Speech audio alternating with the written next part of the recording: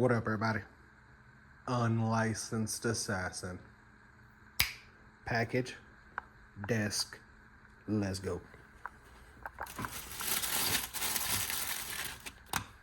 And what do we have here? Listen, I don't even know the name of this thing. Made in China, okay? But this little pen right here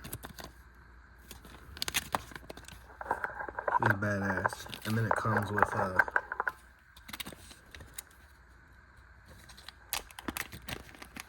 2 refills. This is coming in at just a little over 3 inches. With the lanyard hole. Just a little over 3 inches. And like I said, it comes with 2 refills. Deuces.